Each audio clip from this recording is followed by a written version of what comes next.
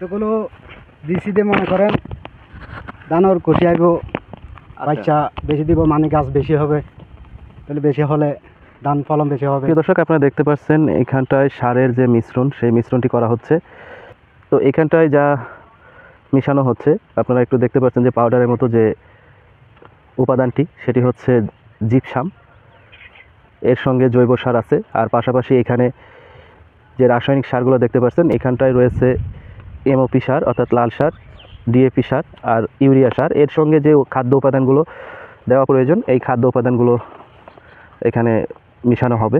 ধান রোপণের প্রায় 15 থেকে 20 দিন যে বয়স, এই বয়সটাতে ধানের খাদ্য যোগান দিতে হয়। অর্থাৎ ধানের যে কুশি বা গোছা অথবা পাশকাঠি, এই পাশকাঠি বৃদ্ধি করার ক্ষেত্রে অবশ্যই এই খাদ্যদ্রব্যগুলো দিতে হবে। তারই ধারাবাহিকতায় আমাদের কাশেম ভাই ওনার জমিতে এই উপাদানগুলো দিচ্ছেন। যে উপাদানগুলো এর সঙ্গে অ্যাড করছেন এক্সট্রাভাবে, তার মধ্যে ম্যাগনেসিয়াম সালফেট রয়েছে, হিউমাস ও পটাশিয়াম সমৃদ্ধ যে জৈব উদ্দীপক উপাদানটি রয়েছে সেটি রয়েছে। এর বাইরে সালফার ব্যবহার করা হচ্ছে, পাশাপাশি জিঙ্ক সালফেট মনোহাইড্রেট যেটি, সেটি ব্যবহার করা হচ্ছে। এর পাশাপাশি জমিতে এখন যেহেতু কিছু কিছু কেঁচো দেখা যাচ্ছে, সেই কেঁচোগুলো দমন করার জন্য ফিপ্রোনিল গ্রুপের যে প্রোডাক্টটি সেটি ব্যবহার করা হচ্ছে। তো এই যে খাদ্য উপাদানগুলো, এই সম্পূর্ণ খাদ্য উপাদানগুলো এখানে মিশ্রণ করা হচ্ছে। পরবর্তীতে এই যে ধানের জমি আপনারা দেখতে পাচ্ছেন, এই ধানের জমিতে ছিটানো হবে। তো এখানে যে যে উপাদান মিশ্রণ করা হচ্ছে, তার মধ্যে যে সাদা সাদা উপাদানটি আপনারা দেখতে পাচ্ছেন সেটি হচ্ছে ম্যাগনেসিয়াম সালফেট। উপরে যেটা দেখতে পাচ্ছেন এটা হচ্ছে ফিপ্রোনিল গ্রুপের যে কীটনাশকটি রয়েছে, সেই কীটনাশকটি, দানা জাতীয় যে কীটনাশকটি, সেটি উপরে ছিটানো হলো। এরপরে যে উপাদানটি এখন কালো কালো উপাদানটি দেখতে পাচ্ছেন, এটা হচ্ছে হিউমাস ও পটাশিয়াম সমৃদ্ধ জৈব যে উদ্দীপক সেটি, এটি মিশ্রণ করা হচ্ছে। এর যে উপাদান, এই উপাদানটা একদম কালো এবং খুবই ছোট ছোট দানা, এটি দেওয়া হচ্ছে এখানটিতে। মূলত এখানটিতে ম্যাগনেসিয়াম যে দেওয়া হলো সেটা হলো 40 শতক জমিতে 2 কেজি। আর এই যে এখন যে উপাদানটি দেখতে পাচ্ছেন হিউমাস সমৃদ্ধ পটাশিয়াম, এটি দেওয়া হয়েছে 40 শতকে 1 কেজি করে।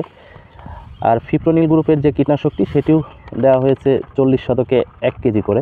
জিঙ্ক সালফেট মনোহাইড্রেট যেটি, সেটি আপনারা দেখতে পাচ্ছেন অনেকটাই ইউরিয়ার সারের মতো দানা দেখতে। এটা বস্তা হিসাবেই পরিচিত। এটিও এক কানি জমিতে 1 কেজি করে ব্যবহার করানো হচ্ছে।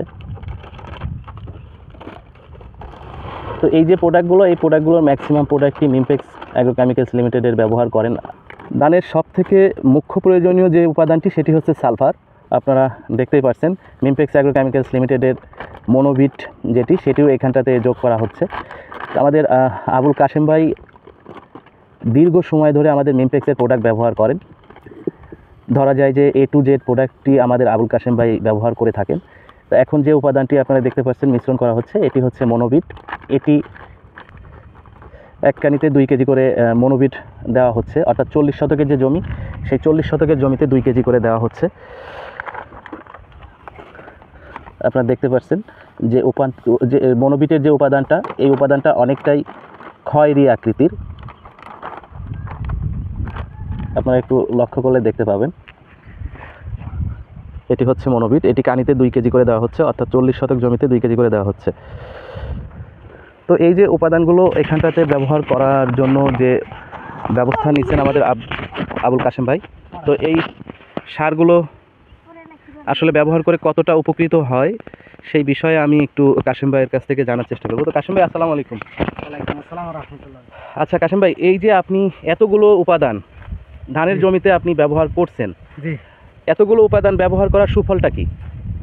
এতগুলো দিছি দিয়ে মনে করেন ধানের কষি আইব, বাচ্চা বেশি দিব মানে গাছ বেশি হবে, তাহলে বেশি হলে ধান ফলন বেশি হবে, গাছ বেশি হলে ধান ফলন বেশি হবে। আচ্ছা, এই যে এতগুলো উপাদান আপনি দিলেন ধানের জমিতে, জি। এগুলো দিলেই কি ধানের ফলন বাড়ে? জি বাড়ে, আপনি না দিলে বাড়তে হয় না। না দিলে বাড়তো না, না? না। আপনি তো এই বিষয়টাই পরীক্ষিত। জি, এখন মোট চাষ করছেন যে ধানের জমিতে, এই ধানের জমির জন্য এই রাসায়নিক সারগুলো এখানে মিশ্রণ করলেন। জি, তো এভারেজে কানিতে কত কেজি করে সার পড়বে? এই একবারে যেইগুলা আমরা বর্ষার বলছি হ্যাঁ হ্যাঁ, সবগুলা মিশাইয়া যেটা দিছি এটা বর্ষার বলছি। আচ্ছা আচ্ছা, বর্ষার কানিয়ে 70 কেজি পড়ছে ওই মানে সব মেডিসিন রকমের সার বা খাদ্য ভিটামিন, উপাদানগুলো জি। সব ভিটামিন এগুলো মিলায়ে। মিলাই 70 কেজি কানি আচ্ছা, প্রতি কানি।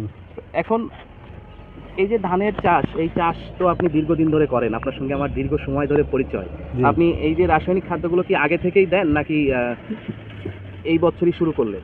না আরে ওই 2-4 বছর আগে তুলে তো শুরু করছি।